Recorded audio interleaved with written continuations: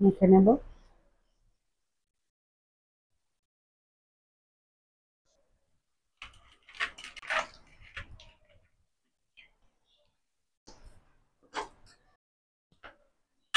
তেলটা গরম হয়ে গেছে, এবার কাঁকড়াগুলো ভেজে নেব।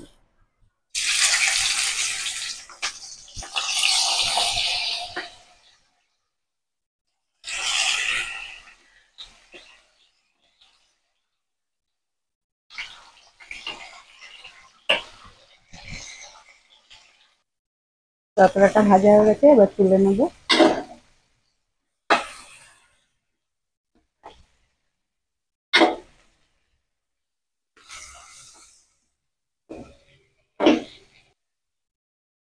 আর একইভাবে কাঁকড়ার ডাঁড়াগুলোকে আমি নুন হলুদ মাখানো অবস্থায় ভেজে নিচ্ছি।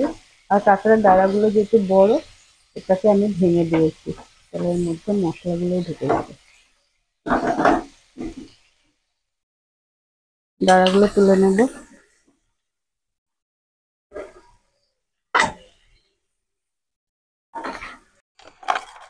তেল গরম করে নিয়ে এর মধ্যে ফোড়নে দিয়ে দেব জিরা আর তেজপাতা, শুকনো লঙ্কা। দিয়ে দেব কোচানো পেঁয়াজ।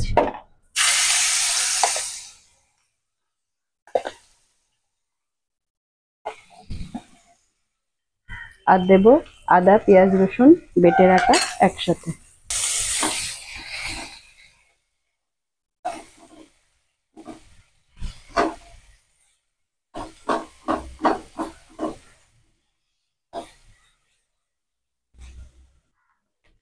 এগুলো পেঁয়াজ রসুন গুলো ভাজা হয়ে গেলে এর মধ্যে দিয়ে দেবো আগে থেকে সেদ্ধ করে রাখা আলু।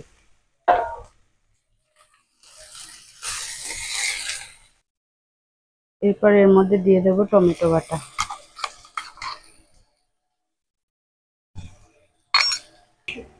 এরপর এর মধ্যে পরিমাণ মতো নুন দিয়ে দেব। আর এরপর একটা মশলার পেস্ট বানিয়ে নেব। এর জন্য প্রথমে একটা বাটিতে অল্প পরিমাণে জল দিয়ে এর মধ্যে দিয়ে দিলাম 1 চামচ হলুদ গুঁড়ো, 1/2 চামচ লঙ্কা গুঁড়ো, 1/2 চামচ জিরা গুঁড়ো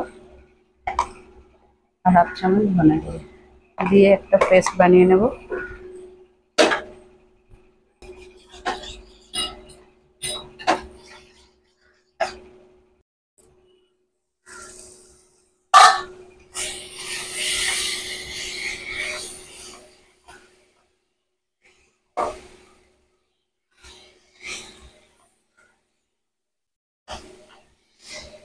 পেঁয়াজের সাথে আলুটা একটু ভাজা ভাজা হয়ে আসলে বানিয়ে রাখা মশলার পেস্টটা দিয়ে দেবো।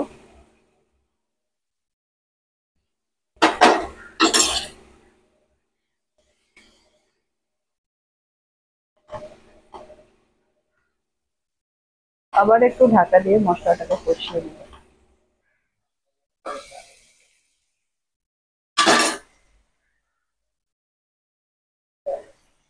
কয়েকটা গোটা কাঁচা লঙ্কা দিয়ে দেবো। আর আগের থেকে ভেজে রাখা কাঁকড়াগুলো দিয়ে দেবো এর মধ্যে।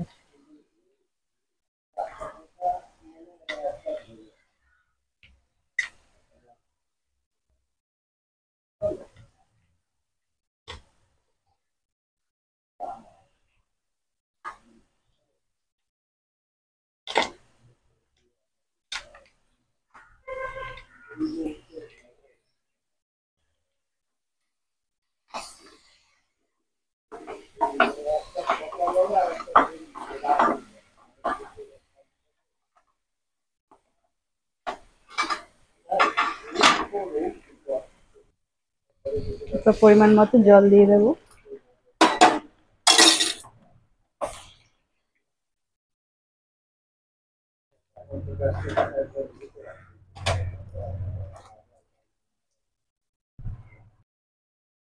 সবশেষে উপর থেকে গরম মশলা গুঁড়ো ছড়িয়ে দিয়ে লাল লাল কাঁকড়ার ঝালটা রেডি করে নেব। আমার এই ভিডিওটা যদি আপনাদের ভালো লাগে অবশ্যই একটা কমেন্ট করে দেবেন। আর আমার চ্যানেলটা সাবস্ক্রাইব করে আমার পাশে থাকবেন। রেডি হয়ে গেছে কাঁকড়ার লাল ঝাল।